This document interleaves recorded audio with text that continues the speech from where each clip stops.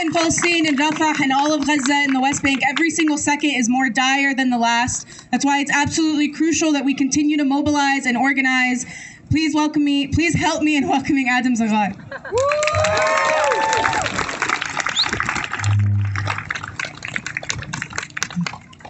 Assalamu alaikum, brothers, sisters, and friends. Peace be upon you. My name's Adam Zaghar. I'm a Palestinian American. Like all of you, I'm outraged at what's happening in Palestine. It's hard to imagine that we're 5 months past the start of this atrocity. It feels like a nightmare that we can't wake up from. Some of us feel like our protesting may not have achieved the desired outcome that we wanted. We may feel demoralized. We see our politicians, nationally and locally, ignoring us and being complicit in aiding and abetting in this genocide. Oh, sorry. Specifically, our own politicians here in Raleigh, our city council. I have a message for Jonathan Melton, Stormy Fort, Marianne Baldwin, and Corey Branch. The four of you are moral cowards. You are cowards. They justify their votes by saying that this is a foreign policy issue, that this is not a concern for Raleigh. What would it cost to stand in solidarity with your constituents? How many more lives of our people would it take for you to vote yes on a resolution, even if it is largely symbolic? They claim that this would divide our community even further. That's what Jonathan Melton said. No, he has it backwards. Not voting for the resolution divides us further. Yes. Life doesn't just go on as usual when the lives of men, women, and children are being killed at the hands of this genocidal regime. Corey and Marianne are running for mayor this November. We need to make sure that they are not allowed back into their positions. We need to vote them out, get them out, and teach them a lesson that our lives and our voices do matter. With that said, my brothers and sisters and friends, I would like to offer words of encouragement and highlight the accomplishments of our growing movement.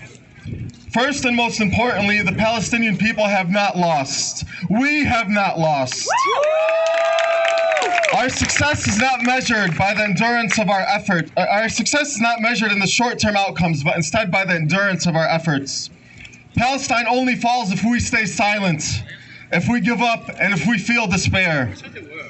There's no doubt we are grieved by the suffering and the murder and starvation of our brothers and sisters, but I promise you our so-called elected officials are nervous. I promise you the fact that we are still out here shouting and demanding 5 months after this genocide started that they are nervous, and it's a true inconvenience for them. When I turned on the news after the Michigan primary, I gotta say I was pleasantly surprised.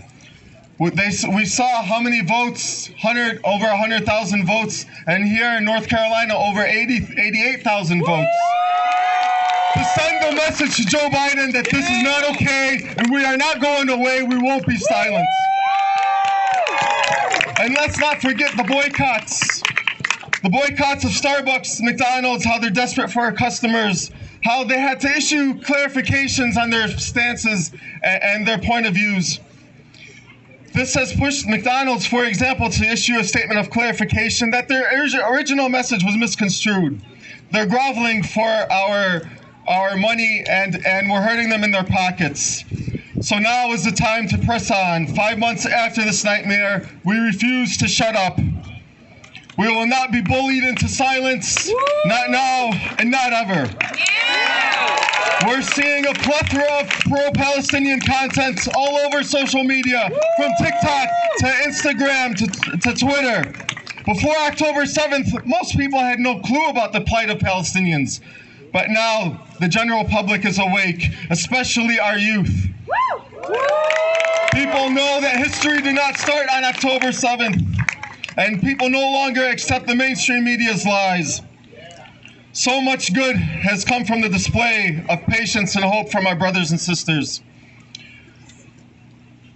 Remember when you feel too tired to go to a protest, when you are shopping, you're buying food, anything that you might take for granted. Remember the Palestinian people. Remember their struggle. And together we won't be defeated. Together, with the help of God Almighty, Palestine will be free. Free, free Palestine.